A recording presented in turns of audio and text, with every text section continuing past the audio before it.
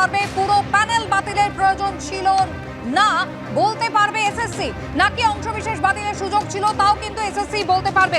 বিস্তারিত জানাবেন আমাদের প্রতিনিধি অতনু হালদার রয়েছেন আমাদের সঙ্গে। অতনু, হ্যাঁ দেখো, এখনো পর্যন্ত সুপ্রিম কোর্টে তুমি জানো যে এসএসসির যে চাকরি বাতিল মামলা 2016 সালের এসএলএসটি এবং সেই অনুযায়ী কলকাতা হাইকোর্টের ডিভিশন বেঞ্চ যে টোটাল 26,000 চাকরি, প্রায় 26,000 চাকরি সমস্ত যে বাতিল করার নির্দেশ দেয়, তার বিরুদ্ধে সুপ্রিম কোর্টে আবেদন জানায় এসএসসি, রাজ্য সরকার এবং একই সঙ্গে যাদের চাকরি গেছে সেই চাকরিহারাদের পক্ষ থেকে আবেদন জানানো হয়।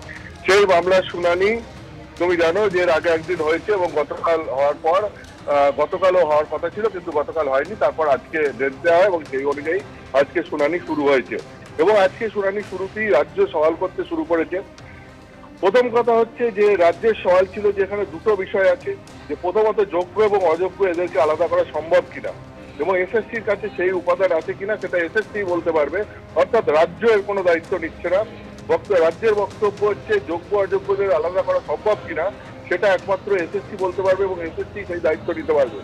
এবং পুরো প্যানেল বাতিলের প্রয়োজন ছিল নাকি অংশবিশেষ প্যানেল বাতিল করার সুযোগ ছিল সেটাও এসএসসি বলতে পারবে।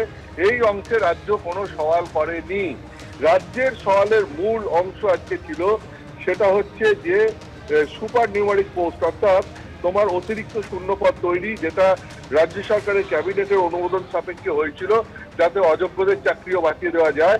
সেই পরিপ্রেক্ষিতে যে অতিরিক্ত শূন্যপদ তৈরি হয়েছিল এবং যাতে কলকাতা হাইকোর্টের ডিভিশন বেঞ্চের অর্ডার ছিল যে এই অতিরিক্ত শূন্যপদ কেন তৈরি করা হলো, রাজ্য সরকারের কারা এর সঙ্গে যুক্ত, তার জন্য সিবিআই তদন্তের নির্দেশ দিয়েছিল কলকাতা হাইকোর্টের ডিভিশন বেঞ্চ এবং সেই নিয়ে আজকে মূলত রাজ্য সরকার সওয়াল করছে সুপ্রিম কোর্টে। এবং সেখানে রাজ্য সরকার তার সওয়ালে বলেছে যে রাজ্যের মূল দায়িত্ব হচ্ছে বেতন দেওয়া এবং এই যে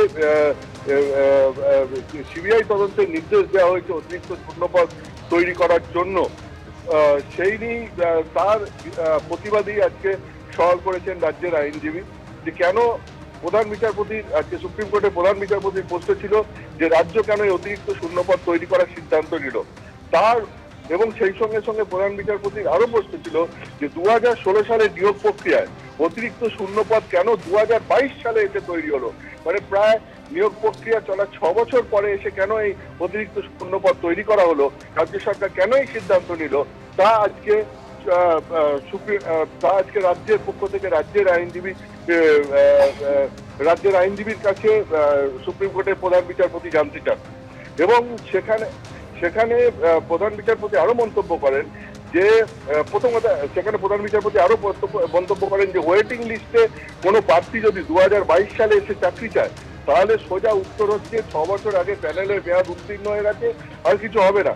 এটা প্রধান বিচারপতি নিজেই এই মন্তব্য করেছেন এবং তার পরিপ্রেক্ষিতে রাজ্য সরকারের যে সওয়াল যে 2021 সালের এই সমস্ত মামলা হাইকোর্টে আসে এবং সেই সময় একাধিক অভিযোগ সামনে আসে, র্যাঙ্ক জাম্প সহ একাধিক অভিযোগ, তারপর 6,861 অতিরিক্ত শূন্যপদ তৈরি করা হয় এবং হাইকোর্টকে এই বিষয়ে অবগত করা হয় বলেও রাজ্য তার সওয়ালে বলেছে। কিন্তু রাজ্যের এই সিদ্ধান্ত বাস্তবায়িত করা হয়নি এবং সেই ব্যাপারে আদালতের নির্দেশ ছিল এবং সেই কারণে এই সিদ্ধান্ত রাজ্য বাস্তবায়িত করেনি বলে রাজ্য সুপ্রিম কোর্টে আজকে তার সওয়ালে বলেছে। একেবারেই অতনুদোয়াকে একটু বিরত করবো, তুমি আমাদের সঙ্গে থাকো। অর্থাৎ এই মুহূর্তের বড় খবর যে ইতিমধ্যেই প্রধান বিচারপতির প্রশ্নের মুখোমুখি হতে হয়েছে রাজ্যকে এবং এসএসসি নিয়ে তাদের একাধিক প্রশ্ন কিন্তু করেছেন প্রধান বিচারপতি সুপ্রিম কোর্টের। এই প্রসঙ্গে ফিরে আসবো, অতনু তুমি আমাদের সঙ্গে থাকো।